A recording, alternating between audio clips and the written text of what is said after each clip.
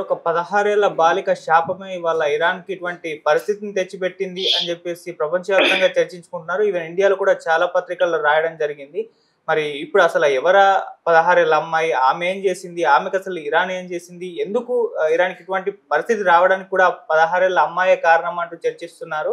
And అసలు ఇరాన్‌లో అమ్మాయిల పరిస్థితి అసలు సరిగ్గా ఉండదని కూడా చెప్తున్నారు. అసలు ఎలాంటి పరిస్థితులు వాళ్ళు ఫేస్ చేస్తున్నారు? మరి దీని ఎంటైర్‌గా మీరేం చెప్తారు సార్ దీని గురించి? ఇప్పుడు ఒక వార్త 2 రోజుల నుంచి ఇండియన్ మీడియా విపరీతంగా హైలైట్ చేస్తుంది. అదేంటంటే ఒక 16 ఏళ్లకి బాలిక శాపమే ఇరాన్‌కి తగిలింది. అందువల్లనే ఇరాన్‌కి గడ్డు పరిస్థితి ఏర్పడింది. ఆ ఆ పాపని అతి దారుణంగా ఇరాన్ చంపింది.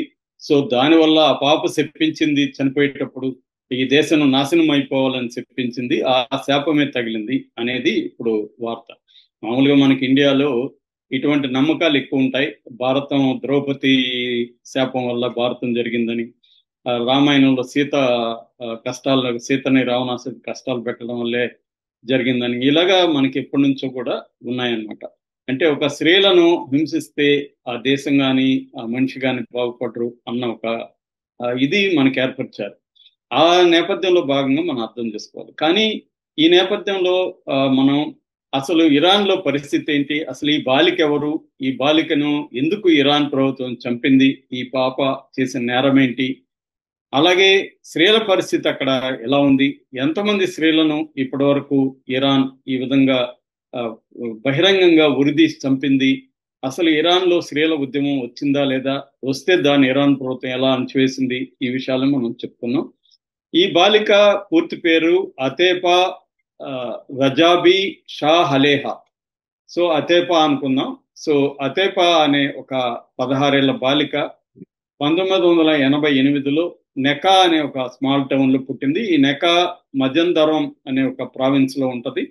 ఈ బాలిక పుట్టినాక తల్లి ఈ పాప చిన్నప్పుడే తల్లి చనిపోయింది. తండ్రి ఒక డ్రగ్ అడిక్ట్. వాడు ఈ అమ్మాయిని వదిలేశాడు, పట్టించుకోలేదు. దాంతో చుట్టుపక్కల ఉన్న మగవాళ్ళు ఈ అమ్మాయిని 13 ఏళ్ల నుంచే సెక్సువల్ గా ఎక్స్‌ప్లాయిట్ చేయడం మొదలుపెట్టారు. సో అలాగా ఈ బాలిక ఏమైందంటే మెల్లమెల్లగా ప్రాస్టిట్యూట్ లాగా మారిపోయింది.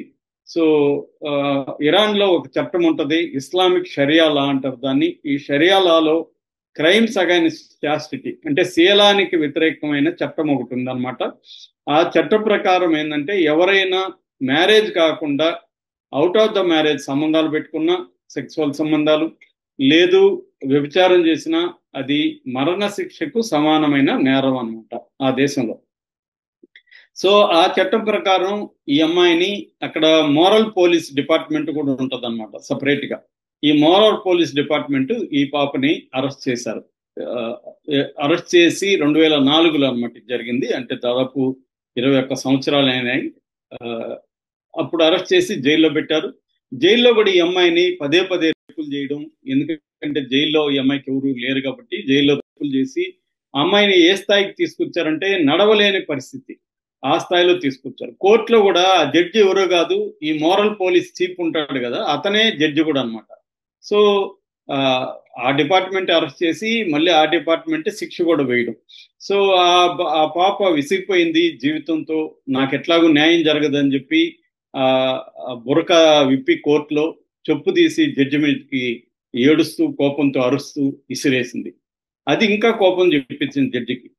ఏ స్థాయి కోపం తెప్పించిందంటే ఆ పాపని తనే స్వయంగా ఉరిని కూడా పబ్లిక్ ప్లేస్ లో, ఆ నెకా అనే స్మాల్ టౌన్ లో పట్టపగలు అందరూ వందలాది మంది జనం గుంపుడి చూస్తుంటే ఈ పాపను ఉరికమ్మ ఎక్కించి ఆ ఉరిని స్వయంగా ఈ జడ్జే వేశాంట. ఎందుకంటే నా మీదకి చొప్పిస్తావా అన్నంత కసితో. మామూలుగా అయితే వేరే వాళ్ళు చేసే పని అతనే చేశాడు అని చెప్తారు. అది ఆ లోకల్స్ కూడా స్టన్ అయిపోయి చూస్తున్నారు. మొత్తం జనం అంతా కూడా దిగ్భ్రాంతిగా చూశారని చెప్తున్నారు. ఇది ప్రపంచాన్ని కుదిపేసింది ఈ సంఘటన. ఎందుకంటే ఈ పాపకు లాయర్ లేదు, ఈ పాప తరపున ఈ పాప అన్యాయం చేసిందా, క్రైమ్ చేసిందా లేదా అని వాదించడానికి ఎవరు లేరు. తర్వాత ఇరాన్ లో ఏంటంటే బాలికల వయస్సు క్రిమినల్ ఏజ్ అంటారు దాన్ని. ఈ క్రిమినల్ ఏజ్ 9 years అనమాట బాలికలకి, బాలురికి మాత్రం 16 ఏళ్ళు. సో అంటే మినిమం ఏజ్ అనమాట అది. బాలురికి 15 ఏళ్ళు, 15 years, బాలికలకి మాత్రం క్రిమినల్ రెస్పాన్సిబిలిటీ ఏజ్ అంటారు. ఈ ఏజ్ 9 ఏళ్ళు. కానీ ఇంటర్నేషనల్ గా ఈ ఏజ్ గ్రూప్ ని జువనైల్ గా పిలుస్తారు. అంటే బాల నేరస్తులు. వీళ్ళు బాల నేరస్తులకి సపరేట్ హక్కులు ఉంటాయన్నమాట. కానీ అది ఫాలో కావట్లేదు ఇరాన్లో వేరే వీళ్ళ షరియా లా ప్రకారమే ఉంది. యాక్చువల్గా Iran conventions of the rights of the child అని ఇంటర్నేషనల్ గా ఒక చట్టం ఉంది. ఆ చట్టంలో ఇరాన్ సంతకం చేసింది.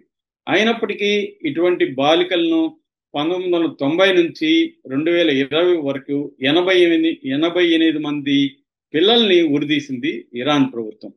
సో దీని మీద ఇంటర్నేషనల్ గా ఆమ్నెస్టీ ఇంటర్నేషనల్ అనే ఒక హక్కుల సంస్థ 2025లో ఒక డీటెయిల్ రిపోర్ట్ కూడా ఇరాన్ లో ఈ బాలబాలికల హక్కులు ఎలా కాలరాచి వేయబడుతున్నాయని ఒక డీటెయిల్ రిపోర్టు ఇచ్చిందనమాట. సో ఆ తర్వాత కూడా ఇలాంటివి కంటిన్యూ అవుతూనే వచ్చాయి. మాషా అమీని అనే ఆమెను 2022లో చంపేస్తారు. ఆమెకి 22 ఏళ్ళు, కుర్దిస్ ఉమెన్. ఆమెను 3 రోజులు కస్టడీలో పెట్టుకుని కొట్టి చంపేశారు. అప్పుడు అది పెద్ద ఎత్తున ఉద్యమానికి దారితీసింది ఇరాన్లో.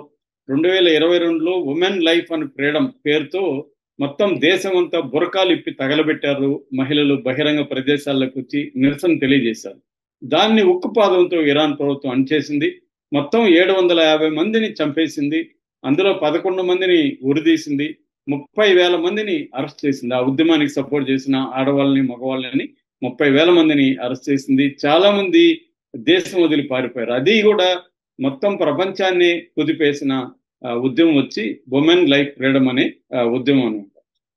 ఆ తర్వాత ఫేమస్ కేసు వచ్చి మరియం కరిమి 2021లో ఆమె భర్త టార్చర్ పెడుతుంటే ఆ టార్చర్కి వ్యతిరేకంగా పోరాడే క్రమంలో భర్త చనిపోతే ఈ మీద హత్య కేసు పెట్టి ఆమెను ఉరిదీయించి, ఆ ఉరి కూడా ఎవరి దగ్గర వేయించారంటే ఆమె కూతురు దగ్గరే ఉరియించారు. అది ఇంకా ఘోరం. తల్లిని కూతురే చంపినట్టుగా అయిపోయింది బహిరంగ ప్రదేశంలో. ఆ తర్వాత నర్గీస్ మొహమ్మదీ అనే ఆమెను దాదాపు 24 సార్లు జైల్లో పెట్టాడు. ఈమెకు నోబెల్ ప్రైజ్ కూడా వచ్చింది. ఇప్పటికి కూడా ఈమెను అప్పుడప్పుడు అరెస్టులు చేసి లాస్ట్ ఇయర్ కూడా అరెస్ట్ చేసి జైల్లో పెడతా ఉన్నారు అన్నమాట. ఆమె కూడా నిన్న కూడా యుద్ధానికి వ్యతిరేకంగా పిలిపిస్తూ ఒక వీడియో కూడా ఈమె చేసింది. ఇలాగా ఇరాన్లో ఏంటంటే ఉరి శిక్షలు కూడా చాలా ఎక్కువ అనమాట. 2024లో 862 మందిని ఉరేసింది ఇరాన్ ప్రభుత్వం. అందులో 31 మంది మహిళలు ఉన్నారు.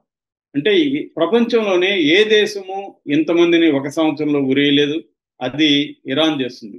సో ఇరాన్లో ఈ స్థాయిలో స్త్రీల మీద అణచివేత, స్త్రీలను చంపడం ఉంది. అసలు స్త్రీ చేశారంటే కూడా సాక్ష్యం చెప్పాలంటే మళ్ళీ 4 మగవాళ్ళు సాక్ష్యం చెప్పాలంట వాళ్ళ చట్టం ప్రకారం. అప్పుడే ఆ స్త్రీ గురైనట్టుగా కోర్టు నమ్ముతుంది అనమాట. అంత అంటే ఒక ఘోరమైన అనాగరికమైన చట్టాలు, అనాగరికమైన పద్ధతులు ఇరాన్లో ఉన్నాయి. అందుకనే ఇరాన్ ఈ రకంగా నాశనం కావడానికి వాళ్ళ దేశంలో స్త్రీ శిప్పిస్తా ఉంది అని ఈ అమ్మాయి కథనాన్ని, ఈ అతేహ కథనాన్ని బయటికి తీసుకొచ్చి ప్రచారం చేస్తున్నారు. శాపం ఉందా లేదా పక్కన పెడితే ఈ స్థాయిలో స్త్రీలని హింసించడం మాత్రం ఇరాన్ ప్రభుత్వం ఘోర కృత్యం అని చెప్పాలి. దీన్ని ప్రపంచవ్యాప్తంగా అన్ని రకాల హక్కుల సంఘాలు కూడా ఖండిస్తున్నాయి. ఆమ్నెస్టీ ఇంటర్నేషనల్ కావచ్చు, హ్యూమన్ రైట్స్ వాచ్ కావచ్చు, centre for human rights in Iran అనే సంస్థ, అట్లాగే ఇరాన్ హ్యూమన్ రైట్స్ అనే ఇంకొక సంస్థ, ఇలాంటి సంస్థలు అన్ని కూడా దీన్ని వ్యతిరేకిస్తూ పోరాడుతున్నారు. కానీ దాన్ని ఉక్కుపాదంతో ఇరాన్ ప్రభుత్వం అణచివేస్తుంది.